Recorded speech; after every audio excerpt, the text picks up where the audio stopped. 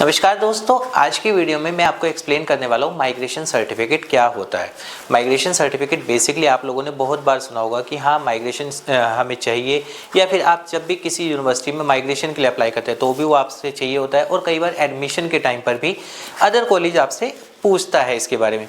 तो आज की वीडियो में माइग्रेशन क्या होता है, माइग्रेशन हमें कब चाहिए होता है और किस किस स्टूडेंट को माइग्रेशन की नीड नहीं होती, ये सारी चीज़ें मैं आपको बताने वाला हूँ। हेलो दोस्तों, मेरा नाम है शिवांग शर्मा और ऑनलाइन एजुकेशन कंसल्टेंट में आपका स्वागत है।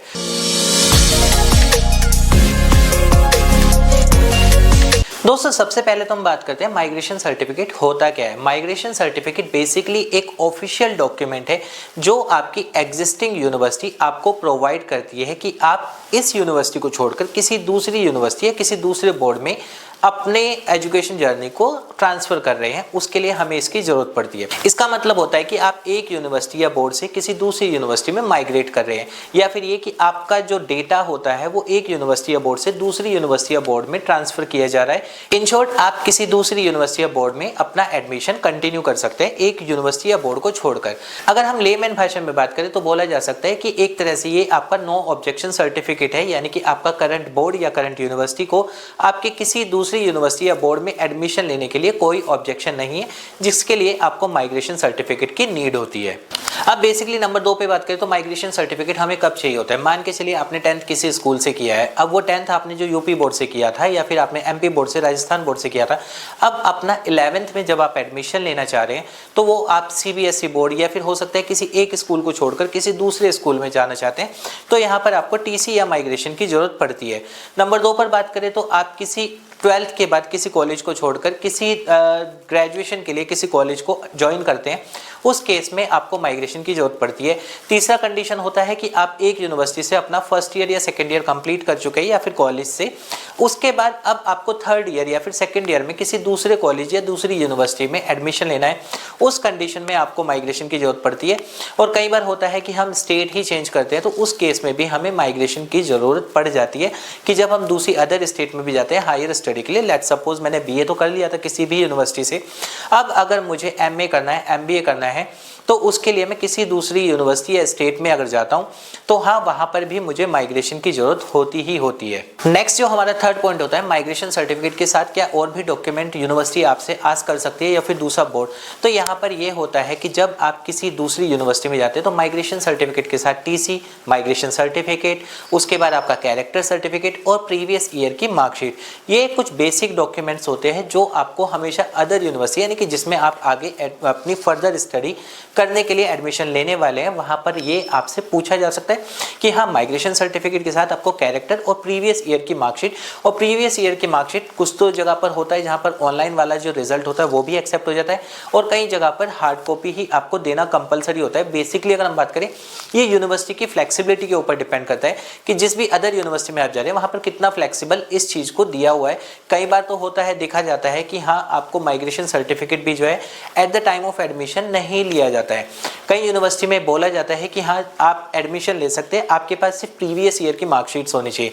हाँ, लेकिन जब आप उस यूनिवर्सिटी से बोलते हैं कि मुझे उस यूनिवर्सिटी का, यानी कि लेट्स सपोज एक एग्जांपल ले लेते हैं, मैंने किसी यूनिवर्सिटी में बीए में एडमिशन लिया है, बीकॉम में, ग्रेजुएशन या मास्टर डिग्री हम कर लेते हैं, तो जब आपने एडमिशन लिया आपसे माइग्रेशन नहीं मांगा गया, लेकिन जब आप यूनिवर्सिटी के पास अपना कोर्स कंप्लीट होने के बाद जाएंगे कि मुझे माइग्रेशन चाहिए, उस केस में आपसे प्रीवियस माइग्रेशन आपका या टीसी मांगा जा सकता है कि वो आप सबमिट करवाइए। जब आप सबमिट करवाएंगे उसके बाद ही वो यूनिवर्सिटी जहां से आपने अपना फर्दर स्टडी कंप्लीट किया वो आपको उस यूनिवर्सिटी का माइग्रेशन प्रोवाइड करेगी। अब इसके बाद होता है ये कि माइग्रेशन सर्टिफिकेट को आप किस तरीके से अप्लाई कर सकते हैं। देखिए दोस्तों, सीधा सा है कि जो हम यूनिवर्सिटी को कैटेगराइज करते हैं कि गवर्नमेंट है, सेमी गवर्नमेंट है, प्राइवेट यूनिवर्सिटी है, स्टेट प्राइवेट यूनिवर्सिटी है, इन तरह से हम कैटेगराइज करते हैं।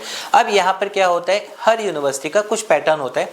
मान के चलिए कि अगर हम बात करते हैं कि प्राइवेट यूनिवर्सिटी में आपको माइग्रेशन अप्लाई करना है, यहाँ पर आपको ऑफलाइन और ऑनलाइन दोनों तरीके के ऑप्शन दिए जाते हैं। इवन गवर्नमेंट में भी सेम होता है। माइग्रेशन के लिए एक फॉर्म होता है, वो फॉर्म आप फिल करते हैं। फॉर्म में बेसिकली आपकी बेसिक इन्फॉर्मेशन और कौन सा कोर्स आपने कंप्लीट किया ये सब होता है।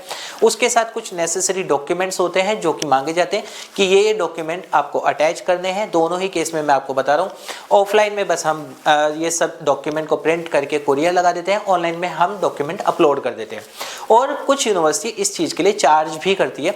चार्ज इन द सेंस कुछ यूनिवर्सिटी 500 चार्ज करती है, कुछ यूनिवर्सिटी 1000 रुपीज़ चार्ज करती है जब आप माइग्रेशन के लिए अप्लाई करते हैं। और इसके टाइमिंग की हम बात करें तो हर यूनिवर्सिटी में 15 से लेकर 30 दिन के अंदर अंदर आपका ये माइग्रेशन आपको बाय पोस्ट आपके घर पर पहुंचाया जाता है। और कुछ यूनिवर्सिटी ऐसी भी है जहां से आप सिर्फ ऑनलाइन यूनिवर्सिटी की वेबसाइट पर जाकर सिर्फ उसको प्रिंट कर सकते हैं अपने माइग्रेशन को, वही आपका जेन्युइन माना जाता है। अब यहाँ पर ये बात कर लेते हैं माइग्रेशन सर्टिफिकेट किस किस स्टूडेंट को नहीं चाहिए होता है। मान के चलिए आपने किसी यूनिवर्सिटी से अपना एजुकेशन कंप्लीट किया लेकिन आपको फर्दर स्टडी नहीं करनी है तो आपको माइग्रेशन की कोई रिक्वायरमेंट नहीं है। नंबर 2 पे होता है आपने अपना ग्रेजुएशन किसी यूनिवर्सिटी से किया और उसके बाद अपना जो आपने मास्टर डिग्री है वो भी सेम यूनिवर्सिटी में आप कंटिन्यू करना चाह रहे हैं, उस केस में भी आपको माइग्रेशन की कोई नीड नहीं होती है। और लास्ट हम अगर बात कर लें माइग्रेशन एंड टीसी में अंतर क्या है, मैं बार बार बोल रहा हूँ टीसी या माइग्रेशन। तो देखिए टीसी यानी कि ट्रांसफर सर्टिफिकेट। ट्रांसफर सर्टिफिकेट में क्या होता है, ये कॉलेज या बोर्ड का प्रिंसिपल जो है वो इसको इशू करता है। ये स्टूडेंट हमारे स्कूल को या कॉलेज को छोड़कर जा रहा है। और यहाँ पर माइग्रेशन की बात करें तो माइग्रेशन हमेशा यूनिवर्सिटी या फिर बोर्ड इश्यू करता है।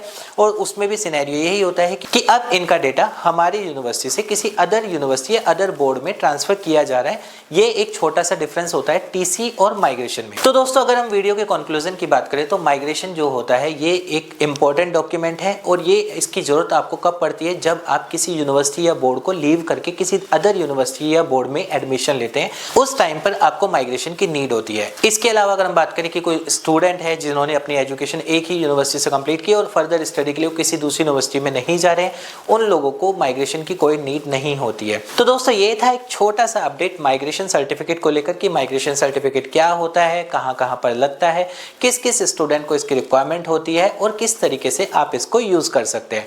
उम्मीद करूंगा आपको वीडियो पसंद आई होगी। अभी भी अगर आपकी कोई क्वेरी है आप कमेंट कर सकते हैं, हम उसका रिप्लाई आपको कर देंगे।